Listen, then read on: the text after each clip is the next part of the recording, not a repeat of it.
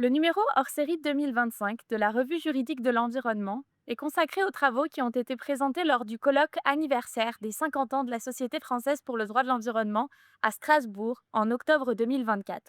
Ce colloque était consacré au droit en Anthropocène et on se propose, avec Gaspard Brunet, de vous en faire une courte présentation au gré des articles et des débats qui ont été retranscrits. La première partie de ce numéro spécial s'attache à définir ce qu'est l'Anthropocène et ce qu'il signifie pour les juristes. Le mot Anthropocène, forgé en 2000 par le géochimiste Paul Crutzen, désigne une nouvelle ère géologique qui serait marquée par l'empreinte irréversible des activités humaines sur la planète. Un premier article collectif explore quelques-unes des déclinaisons critiques de ce concept. Le capitalocène d'abord, qui impute la crise écologique non pas à l'humanité entière mais au système capitaliste. Le plantationocène, qui en situe les origines dans le colonialisme et l'esclavagisme.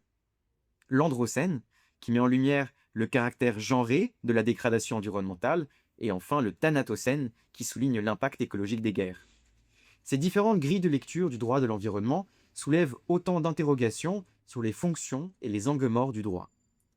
Mais alors, peut-il y avoir un véritable droit de l'Anthropocène? Cette question soulève de nombreuses difficultés, puisque, comme je souhaite le montrer dans ma contribution, l'Anthropocène ne constitue pas un concept clair, il s'apparente avant tout à un outil épistémologique qui invite à repenser le droit dans une vision systémique et à l'échelle planétaire. 3 études viennent précisément souligner la force mobilisatrice et critique du concept d'Anthropocène. Marian Chelekens analyse la guerre en Ukraine comme révélateur des angles morts du droit international de l'environnement. Isabelle Michalet propose une lecture genrée des mécanismes internationaux de gouvernance environnementale. Et Christine Frison développe une critique décoloniale du droit de la biodiversité agricole. Dans un deuxième temps, le numéro s'intéresse aux évolutions au long cours du droit de l'environnement. Jérôme Fromageau retrace ainsi l'émergence de cette discipline depuis les années 70 au niveau international et national, tandis qu'Olivier Fuchs dresse un bilan critique du Code de l'environnement 25 ans après son adoption. Enfin, Pierre Valquiers nous montre comment le concept d'anthropocène favorise, dans la recherche en droit de l'environnement, une approche postmoderne à travers l'étude des relations entre humains et non humains. Cette approche relationnelle sert de fondement à l'analyse de plusieurs branches du droit. En ville, Tom Drevard nous montre comment dépasser l'opposition entre milieu naturel et milieu urbanisé à travers une éthique du voisinage avec les non-humains. Dans les échanges internationaux, Sabrina Robert plaide pour un rapprochement entre droit économique et droit écologique afin de lutter contre le dumping écologique et d'organiser une véritable planification économique internationale. Enfin, la question des droits et libertés fondamentales ne peut être éludée du débat, car comme le montre Éric Molin, l'exercice des libertés fondamentales est matériellement corrélé à des niveaux d'émissions de gaz à effet de serre.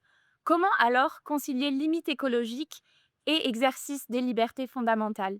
Catherine Lebris esquisse des éléments de réponse.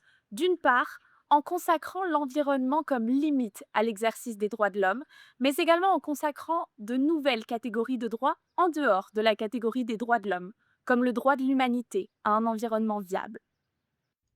La dernière partie du numéro est précisément consacrée à l'émergence de ces nouveaux droits de la nature, encouragés par le concept d'Anthropocène. Car il est une chose de promouvoir la reconnaissance de droits de la nature pour elle-même, mais il en est une autre de s'interroger sur les mécanismes de représentation de celle-ci, avec ou sans droit. Raphaël Brett envisage les modalités concrètes de cette représentation dans les processus de décision politique et les formes possibles de pouvoir à consacrer aux représentants de la nature. Laurent Fombostier salue la pertinence de ce mouvement tout en alertant sur les risques d'une focalisation exclusive sur la nature à protéger qui occulterait les profondes transformations du sujet humain lui-même. Ce problème de représentation est illustré à travers trois contributions. Fabrice Ouedraogo revient d'abord sur l'émergence des droits de la nature au Burkina Faso et souligne la persistance d'une ontologie animiste et totémiste. De mon côté, j'ai montré l'incompatibilité des droits de la nature dans les zones maritimes internationales et proposé de développer un régionalisme commun entre États fondé sur des intérêts écologiques tout en ouvrant le droit international de la mer aux acteurs de la société civile. Enfin, Mathias Plettel revient sur le mouvement des droits de la nature dans ses contradictions.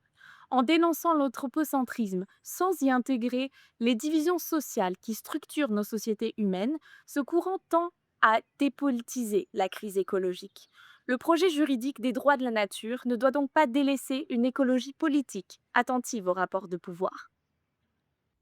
La conclusion de ce numéro, dirigé par Marie-Pierre Camproux-Dufresne et Samuel Raquin, qu'il faut remercier pour ce travail, est on ne peut plus claire. Les juristes doivent sortir des sentiers battus pour imaginer ce droit de l'Anthropocène qui serait à même de protéger efficacement la nature. La réflexion ne fait que commencer et ces contributions vous invitent, lecteurs et lectrices de la revue juridique de l'environnement, à y prendre toute votre part.